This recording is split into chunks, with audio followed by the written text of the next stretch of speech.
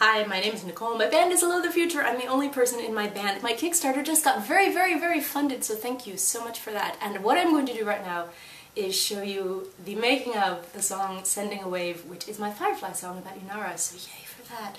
So let's just get started. Here we go. Alright, so a couple of things. So I've got a couple Firefly songs at this point, and all of them have this figure in it. I mean, the one about River does, and the one about Wash does. So River is, and I'm going to think about this. I mean, it's not in the same key, so I can't think about it that way. Let's make it in the same key. There we go. So this is the key that River's song is in, and I'm speeding it up so you get the idea.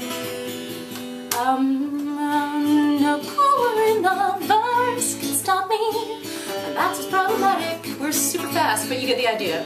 No power in the verse can stop me now. Okay, so that's the figure. I mean, I've added it's major instead of minor, but it's the same thing. So that's there. And then in Wash's song, which is actually half the step down,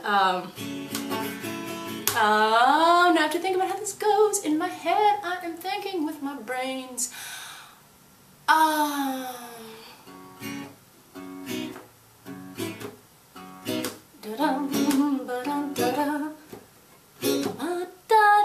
how we saw we work together. Watch how we. That was terrible. Watch how we saw we work together. Watch how we fly when we're a team. I've got your back and your mouth and your mind. We're not to the figure yet, but it is the bridge. The distance between when you're on the bridge and I'm on the ground. Keeping the fight, we're watching the size. Okay, so we've got it again. Alright, and there's a reason that figure is in there. It's not just because of me liking this because it's easy to play. It's not that easy to play. There's fret squeak. It's hard to play.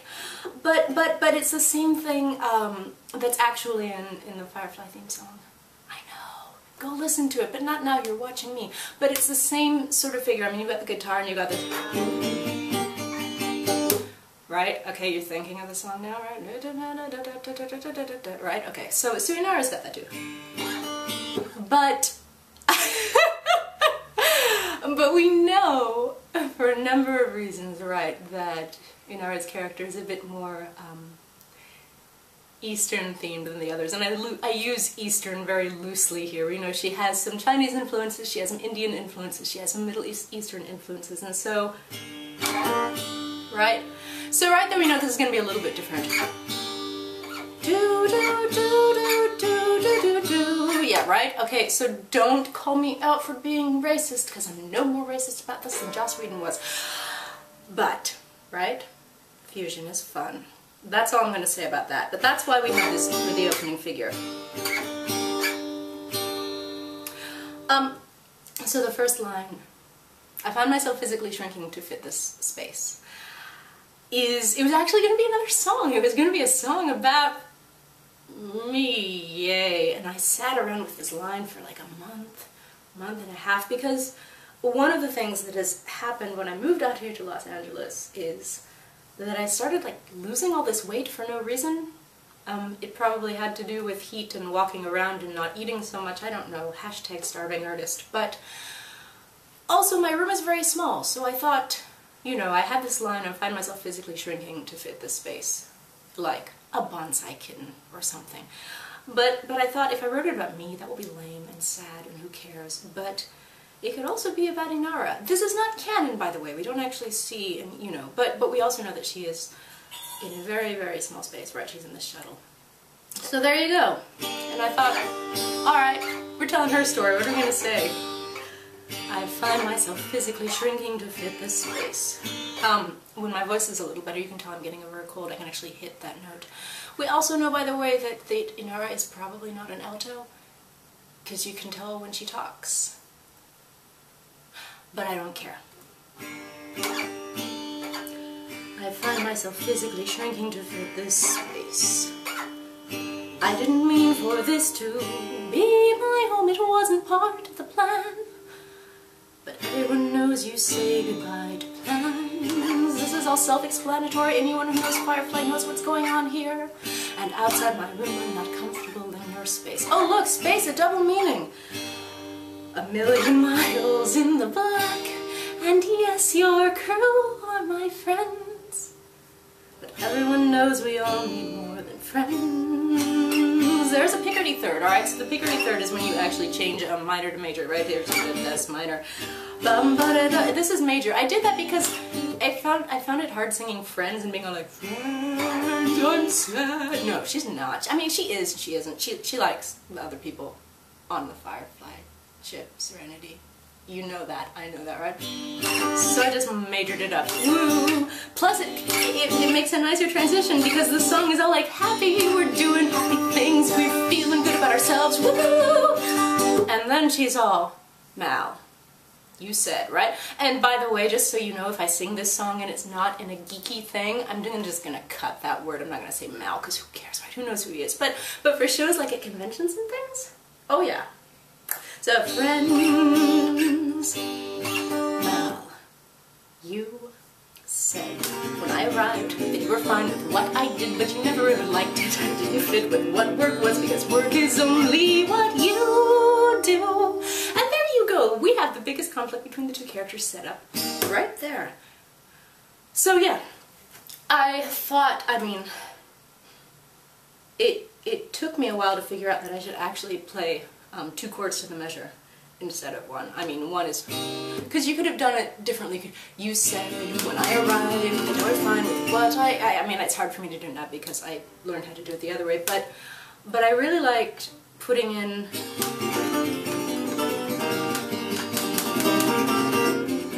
I like putting in all of the different chords. Because we have all the turmoil going on in her head, so the chords are reflecting the turmoil going on in her head. This is why music works. You with me so far? Alright. And only what you do, and you're too busy driving your own ship to ever notice mine. I'm gonna be happy when I can hit that note a little better. I've got to get over this cold. So yeah, I mean, that's the other thing that we don't realize. I mean, in addition to being a companion, right, Inara is also a pilot, and she also is a freelancer, and she also is doing all these things that Mal is doing, but he's just kind of ignoring, so don't be busy driving your own ship if you ever notice mine. And then we go back to this, because that's also how music works. You always, you go back. You know why you go back? It's because, among other reasons, back when music was being invented, they didn't have any way to record it. So the only way to remember a theme is to repeat it. Yay. The more you know, nah? You could have figured that one out on your own, though I don't think it's that hard. Anyways, second verse. I went to the outer rim so I could find my space. By the way, the difference between the second verse and the first verse is the second verse is much more explicitly canon, right? Because otherwise it would just be a song that might be about Firefly. We're definitely a song about Firefly now. I went to the outer rim so I could find my space. You must have known that I would love your ship, it wasn't part of the deal. But you never kept your part of the deal. The moment I saw it, I hoped I had found my place.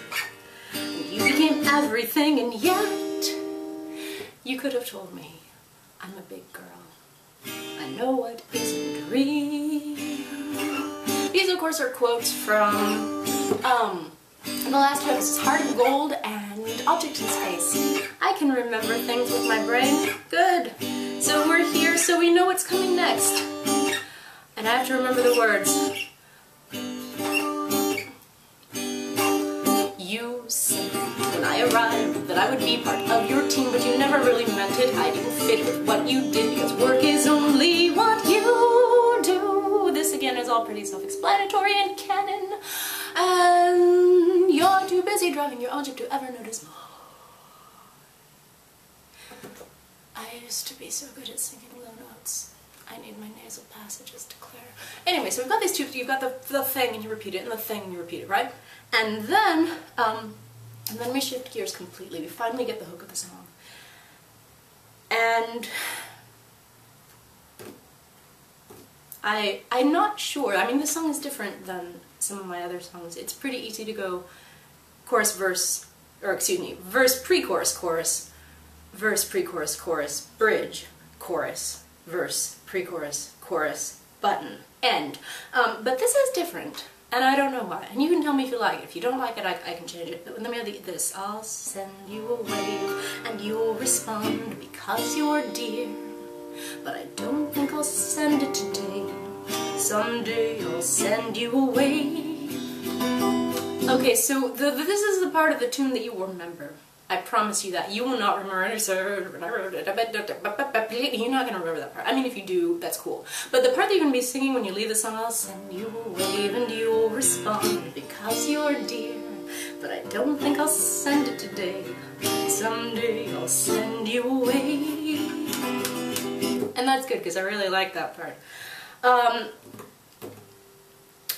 Yeah, so the other thing, it's interesting, I'll send you a wave because you're dear. There are a couple options. I'll send you a wave because you're kind, not gonna work. I'll send you a wave because you're good. Not really, and also good is a hard word to sing like that. It's a hard word to sustain because it has, well, you have to get from the G to the O and then to the D without swallowing any of it, and so it becomes difficult. But dear is easy, and it actually seems like something Inara would say about Mel. Also, it has two meanings, and she's clever enough to know that. I'll send you a wave and you'll respond because you're dear. But I don't think I'll send it today. Someday I'll send you a wave. Also, at this point we actually know where she is in the story. This song clearly takes place between the ends of objects in space and the start of Serenity, the movie. I wrote this for Can't Stop the Serenity 2012, among other Firefly songs, which I'm sure are linked somewhere. So that, and then we get to the best part of the song, or at least it's the part that I think is the best part, because this is the last part that was written. This song sat around like this. I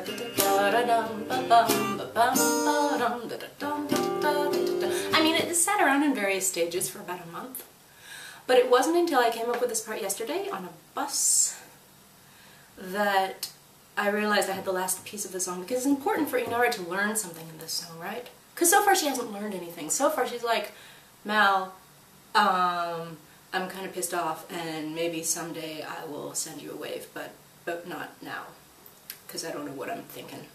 But then she figures out what she's thinking, and I don't know if everyone gets this about the song, because sometimes maybe I think of things in my head, and I'm not sure that you think of the same things that I think, even though I think them. But anyway, I came up with this, and I think, I don't know, I like it. So,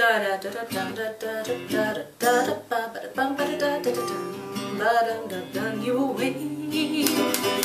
I wish that I had all the moments of my life at once to know that they were good. I could die then if I knew. But all the moments of my life without you don't seem like the moments that I want, so I have to live instead. It's what we all do. And really, if you think about it, Inara's singing this before, spoiler alert, Wash dies at the end of Serenity is a little rich, and I don't think she'd sing it if this song took place after the end of Serenity, but it doesn't. And I think, I mean, the sentiment, the idea, for what it's worth, and maybe this is the most pretentious thing I've ever said on YouTube, and I don't know, for what it's worth, the idea of wishing you could have all the moments in your life at once, and know that they were good, you know that everything would work out. I mean, I was thinking about it on the bus, and then you could die, because you knew that all these pieces that you might be worrying about, or, you know, worrying about what Mal thinks of you, or worrying about what's going to happen to your friends on the crew of whatever, or just yourself, whatever you're thinking about right now, whatever you're worrying about right now. If you could have everything sort of compressed into a series of instants, like your life flashing before your eyes, although it would be the other way, you wouldn't see the past, you'd see the future. And then knowing that, then you could, you know, you could die then if you knew, which is also, of course, because we know, spoiler alert, that Joss Whedon always intended Inara to die, and she knew it because she was she had an undisclosed illness that she was treating herself. So that anyway, but it's something, and if it's like been in 17,000 songs and I didn't know that, you can send them to me in emails, but I really like it. And I don't think it's indulgent, I swear it's not. I wish that I had all the moments of my life at once to know that they were good. I could die then if I knew. But all the moments of my life without you don't seem like the moments that I want, so I have to live instead. It's what we all do. And of course the "it's what we all do," without meaning to, does call back to my song T-Rex Has Feelings. Yeah, T-Rex has feelings, but just like us, he has to hide them. T-Rex has feelings. Anyway, so from that I'll send you a wave and you'll respond because you're dear, but I don't think I'll send it today. Someday I'll send you a wave, and then we repeat it one more time. Send you a wave. That's to get in your heads, by the way. That's to get it in your heads. I'll send you a wave and you'll respond because you're dear, but I don't think I'll send it today. Someday I'll send you a wave, and then the song is over. So that is how the soup is made. I hope you like the way it tastes. If you have other questions, like why I chose the key I did, or the chords I did, or anything like that, the words, whatever, the subject, if you don't like it, if you do like it, I don't know, links there. Again, thank you for supporting my Kickstarter and for supporting me, and that is all.